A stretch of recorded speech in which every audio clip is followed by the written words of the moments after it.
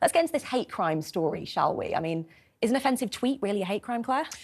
Well, I don't think it is. I mean, there are laws in place. If it is going to be excessively racist or homophobic, then we have laws to deal with that. And I think the problem with what has been brought in Scotland is there's no mechanism to decide whether something is a particularly vexatious complaint. The police are saying that all complaints will be reported, will be investigated. So what are they going to do? How are their resources going to be spent on that? What if it is a vexatious complaint? How are they going to deal with it? And the person that is under investigation is going to be under a cloud for however long it takes the police to look into these things. So I think this is taking a sledgehammer to crack a nut, really. It doesn't need to be written and legislated in such a way when we already have those existing laws in place. And Matthew, what do you make of the fact that if there is a vexations claim or an untruth claim for a slightly dodgy tweet, that would still be recorded against your name even if it's found not to be a crime?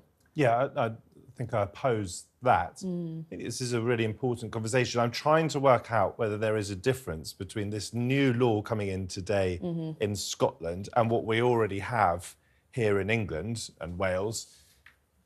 A hate crime, as I understand it, at least as the CPS defines it, is a criminal offence that is perceived either by the victim or by someone else to have been motivated by hostility or prejudice, and then based on, say, race, sexuality, perceived transgender identity. So we definitely already have, at least in England and Wales, a crime that would deal with a lot of what we're talking about here. Does this go further in Scotland? So does it turn the speech in itself into a crime that might not be a crime here? That's what I'm trying to wrestle with. And I do worry about how it will be policed. Because we know already that so many crimes are getting unsolved, huge numbers of burglaries around the country. The police simply incapable of dealing with them. So is this going to make their lives even harder? And yes, if this is weaponised, this new law, for political purposes by anyone, that also is problematic. And could you see that happening? You know, people making vexatious complaints against a politician or a public figure just to try and divert their attention? It does feel a little bit like it. Now, we shouldn't be scared of having debates and controversial opinions, and sometimes we get offended. But that is part of life and it's part of debate, and that shouldn't be stifled. And I do worry that public figures are going to be held to account for every single thing they utter, even if it is not offensive, even if it does not break the law. People are going to complain about it. And it's all very well to have protected characteristics and the laws surrounding those, absolutely right to do that. But free speech should be that. It doesn't come without consequences, but it shouldn't lead to people being held up against to the police and being reported and having it held against them. I mean, just to put I want to put the other side of it just very briefly, and as I say, I'm still wrestling with it myself. But I mean, we don't really want people to be showing malice or ill will towards other human beings based on their sexuality. They might be gay or bisexual, or their race, or their transgender identity. I mean, these are not good things, let's remember that.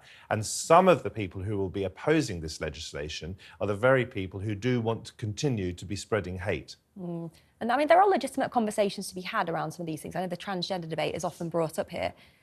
Would this potentially lead to a policing of you know, questioning sort of gender identity clinics, a questioning of female participation in sport, trans participation in female sport? Yeah, no, it does. It just seems that if you have any kind of gender critical view, then you're going to be falling foul of some of this law. And there's nothing wrong with having an open conversation about it, absolutely nothing at all. And you can have your views challenged. So if you believe a certain thing, it's like, you know, we were talking earlier about the whole gender debate. And if anybody was listening, they could probably take apart our arguments and hold up one thing to say, well, Matthew was quite offensive on this, or Claire was quite offensive on that. I don't think either of us are offensive, to be fair. But some people might perceive that, though. Yeah, absolutely. It's somebody's perception of what we said. It could have been taken in a completely different way, and we could be reported if we were in Scotland. So not sure we could be reported careful. Because we weren't saying anything hateful on the basis of someone's gender, were we? We were having a rational conversation about things. It's down to the perception of the individual. I think there is the difficulty. There's a difficulty that Police Scotland are saying they will investigate every kind of claim that's put to them as well. So again, that diversion away of police resources. I just want to sort of hammer something home here, if I may, and there'll be plenty perhaps who disagree, unfortunately, but I was on the show on Friday and there was someone I would describe as a sort of anti-trans, radical feminist activist. Now, she's not here to defend herself, so she might describe herself in a different way. But there was a massive pile onto me on social media following what I said. And I had taken offence to this person calling a well-known trans woman who is legally a woman, who has the certificate, who's gone through transition, as far as I understand it, calling that person a man. Now, I didn't say in the debate that I thought that should necessarily be a criminal offence, but it was a deeply offensive, personal thing to say. And I think there is a difference between holding onto our rights to be able to say, if this is what you think, that you cannot actually change your biological sex. We've got to be able to hold on to scientific opinion and reality as most would probably see it. There's a difference between that and actually calling someone who's gone through this process, who identifies properly and reasonably as a woman, who is legally a woman, to call an individual a man, I think is hateful. Now, I'm not saying that should be criminalised, but it's certainly, in my view, disgraceful. What do we think about kind of knock-on effect? Do we think that this could then, be followed in Wales or in England? I think the devolved government in Wales and certainly Westminster will look at how this plays out. I think it's a bit of a stretch to say that it will naturally follow. I think that most people will make their own minds up. And I think with what you've just said, that sometimes opinions need to be challenged, and you worry that by putting those opinions out there that you would bring in this kind of scrutiny, be reported to the police, when you should be able to call those out. And yes, OK, it could be offensive, and what you were saying, those were your beliefs, but it should be called out. And I just hate this fact that we're going to be censored and that it will stop some people from actually looking for information, for debating information. Are people going to be silenced because they believe that they could be reported? And I don't think that is healthy. And I think there is a difference. I'm trying to work through my confusion as to whether this law in Scotland goes considerably further than what we already have here. I think basically in England, to give an example, if someone were to hit someone, that's obviously a crime. And if that turns out to be perceived to be motivated because of someone's race or gender, then that becomes a hate crime. I think the difference from what little I understand of this in Scotland is that by calling someone a homophobic term or a transphobic term or a racist term, that in itself could become a hate crime. And I think that that's where the difference may lie. Although it's possible that is also a criminal offence here. It's tricky.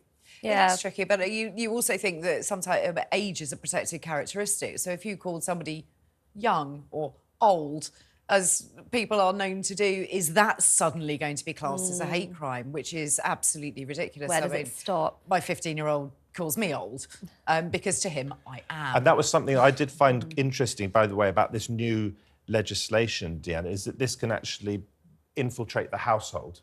So someone could be guilty of a hate crime for something maybe that they say in a heated argument between a husband and wife or between a child and a parent. And I mean, there certainly is a worry here about mission creep, I think. I suspect it is well-intentioned law, but in practice it may turn out not to work at all. We'll see. Well, time will tell when it starts kind of properly being implemented by the police.